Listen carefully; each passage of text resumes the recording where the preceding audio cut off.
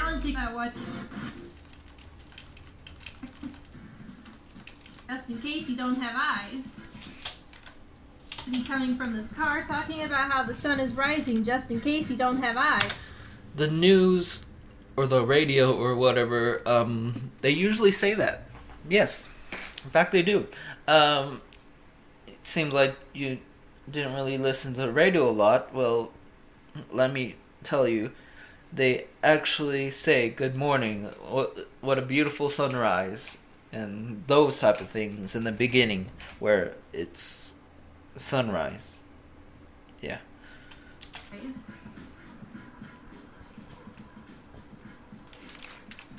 Wow, am I watching a World of Warcraft trailer? Pacific Rim, am I watching a Transformers trailer? Pacific Rim, am I watching Power Rangers? Pacific Rim, am I watching... You get the point. And the reason why I'm saying Pacific Rim is because she mentions Pacific Rim later on in the thing. So I'm kind of poking fun of the fact that you mentioned something that's similar to other things. And yeah. Where did these guys come from? Obviously in the bridge. They exchanged some dialogue through heavy breaths, so they've clearly been fighting for some time. Or they would be fighting for a little while because they're strong and like they're using their full strength to battle, and you usually get tired if you fight even for a short time because you're using your full strength. You use full strength, you get kind of tired, sort of. Yet there's no one... Or if they were fighting for a while in the same location, there might be a reason why they're fighting for a while in the same location. Maybe because the good guy's house is the entrance of the house is in the bridge. Just putting it out there because I actually watched part 1 of the show. Indication of a battle scene before or after Maybe because the whole battle was in the bridge. this. It's almost like the characters didn't exist. These characters, and already it becomes glaringly obvious. Is that a bad thing? Making it obvious or glaringly obvious that the bad guy is the bad guy and the good guy is the good guy? There's a lot of movies and shows like that. Just putting it out there. Unless you're talking about shows that the bad guy pretends to be good to trick the good guy or trick everyone else or something like that. And watch. Which one the audience is supposed to... Amazing character designs and... Amazing character designs, you said the glaringly obvious bad guy and stuff like that. Where Pan's Labyrinth, do you think the guy that had the eyes and the hands like this and like whatever like that was the good guy? Do you think all the Labyrinth people was helping the guy? 100% helping? I didn't see the movie, so it's a real question. If the bad guys actually looked like good guys, or vice versa, or like was kind of thing like that. Let's move on. Both Pan's Labyrinth and Pacific Rim? Right. He directed this. So why didn't he push... Oh, Pacific Rim. She showed part of Pacific Rim, so yeah, the bad guy looked like a bad guy to me. Guy made out of stone or rocks or rebel or all that. Yeah, that looked like a bad guy to me. In Pacific Rim, the good guy kind of looked like Power Rangers, sort of. So, Power Rangers, good guy, you know. For better designs than this. These two characters... Better designs than this. I actually like the design, so... You're saying stuff like it's fact, but it's not fact if people actually like it. It's bad, dumb, and bad. Very opinionated. So yeah, if you talk about The Room, um, in a bad way, I kind of understand because it's a bad movie. Period. It's a bad movie because like it was not the same like things kind of teleport like you said, and this thing is teleport, but this thing it was not teleport. You just didn't understand the situation. Don't even look like they belong in the same show. Don't belong in the same show. They actually look fairly similar. Yeah, they actually look fairly similar.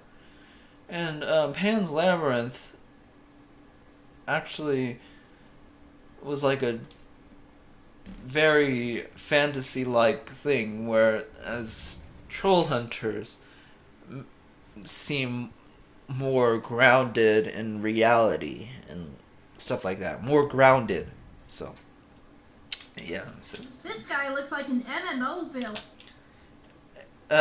looks like an MMO villain. How many villains look like MMO villains? There are a few.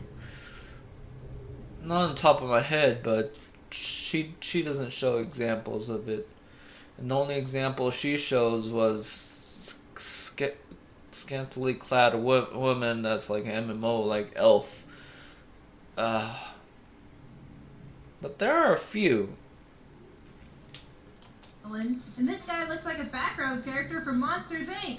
Like I said before, like I recorded this video quite some time because stupid reasons. I would love to see this guy, the good guy, in Monsters Inc. He looks badass. So evil guy is all like yield, and hero guy is all like a troll hunter never yield. She mentions it later on. He says this in the beginning of, like, towards, it's like in the middle of the battle, you know, where he's kind of tired, but like he can still fight. Like his mind says he can still fight. His heart says he can still fight. So he says he'll keep fighting till the end. So yeah. Monsters, not dainty acrobats. You don't know who they are. You don't know what they're capable of. You don't and there are characters like that. There are big, bulky characters like that. Incredible Hulk. He can jump very high up. And yeah, dainty, well, their feet are not huge. So yeah. And how the heck are these things moving so fast? yeah, a lot of times they're moving their feet and their hands, which are not huge. Yeah. Going back to Pacific Rim, Guillermo made sure Let's skip this. Trolls. This isn't a bad way to establish this concept, but it does make me wonder how the fight even got to this location. Maybe at nighttime, where the bad guy went to the bridge at nighttime and avoided breaking stuff because they're trying to be invisible to the humans and all that, because they want to take over without the humans knowing. I don't know why. Probably because like the army and stuff, or something like that. They can do something.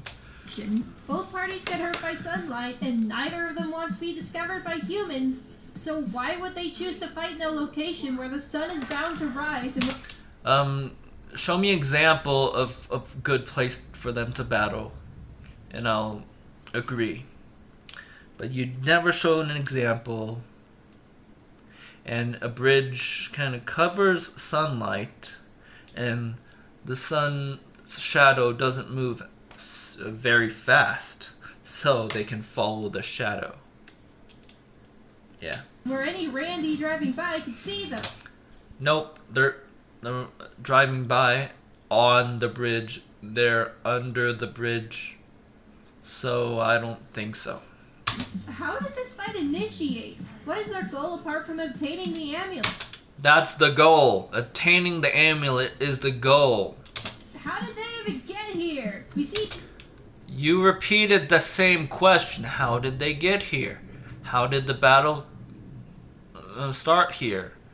Whatever, I forgot what the exact words, but you get what I'm saying. She repeated the question. Hero Guy parkour his way over to the under part of the bridge, and in this first shot, Evil Guy is clear. Continuity. They actually followed continuity, but you think that he teleported. Did he change his mind about Chase? No, he was not right behind him. If you see, he's not right behind him. He is quite of a distance. If you know the size of the character. Hero Guy between cuts and then rocket boost. Nope. He's kind of behind them, sort of. So he had to... He caught up because the good guy was moving slowly. So he went around. Sorry, I'm kind of getting mad, so the voice is cracking, or the voice is getting too loud, or something like that. Just around to the other side. What is even happening?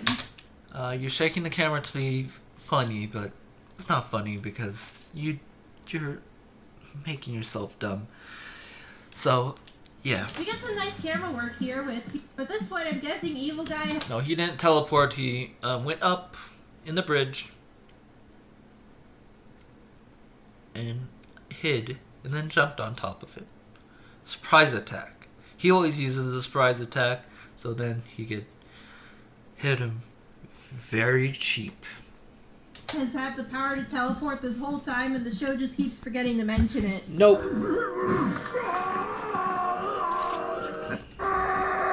The stone. But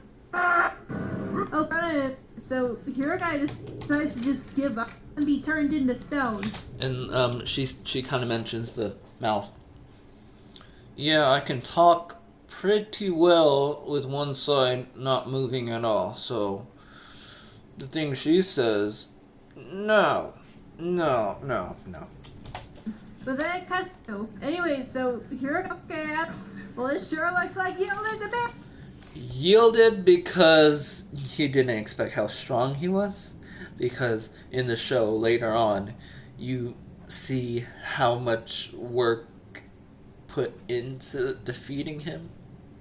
One big guy versus a lot of small guys. Yeah, that made more sense than two big guys around the same, yeah. Hey! Also, despite having been turned to stone, this guy seems completely capable of using its face. Yeah. Using my face, I can talk. See? See how easy it is to talk normally? Without moving both sides of the face? Yeah. I mean, I get that this scene wouldn't, but it makes it seem as if all going into the sunlight does is give you a palette swap. But anyway. Not palette swap, it has a effect on them. So it's like burning their skin, turning into stone, yeah. He kills himself, and it's all dramatic, and Evil Guy is angry because I bet if he took off. Nope, because if the good guy knew he could do that, he wouldn't have sacrificed himself, because they're both in the same species, so he would know his weaknesses, sort of. Off his belt, and heck, it's clearly not that far from the shape. Yeah, from that distance, you can clearly see that it's pretty far. It's not that far in your eyes because you're kind of stupid, because it is kind of close, but for a person to get the amulet, they'll have to push themselves to it, so to grab it. So that means they'll have at least half of their body in the sunlight, would be difficult to pull them back into the sunlight. No, into the bridge shadow. Wait, why not just reach out and grab it really, really fast like Hero Guy did with his sword? He can't. But yeah, so this is how the episode starts. It seems like a fine idea to open the first session somewhat goals. And the main character position, golf, and then on the heroes, considering a newbies that it's more than fair to compare the two. While Gravity Falls was made by comparing a crap show to a fantastic show. Yeah, crap show versus a fantastic show. How long was Gravity Falls? It was a very long show, spanning a bunch of episodes, and this DreamWorks thing was not huge amount of episodes or anything, so yeah. Using that excuse, of course, but when you think about it, 2D animation is hard to surprise people, how to engage people, so they had to do something to engage someone. But 3D animation, it already has a wow factor in the beginning, so it's kind of easy to surprise people or engage people. And if you weren't engaged by it, maybe it's because you don't like the realism of the show, or how realistic the coloring was, or something like that. So, let's go to these two openings, the same character could take his place. It's very, very flawed. And yet, I still find that its opening scene, despite how big... Opening scene, very first shot, this show becomes interesting. Interesting because it's fake. Fake, just plants from the imagination, and space, fake environments and all that. So you makes it interesting because you don't know what those things are. Well, if you want to make it realistic, it makes it less interesting, but also the fact that it makes it less interesting makes it more interesting, sort of, because like how they're gonna make it feel good. Maybe because I've been used to very old movies where it's like very slow pace or something, or like kind of, yeah. If there's some cool as hecky deck, and immediately draws my attention. So I'm alone. Cool as heck immediately draws attention, but probably because you don't like real. So this guy is some sort of super cool red.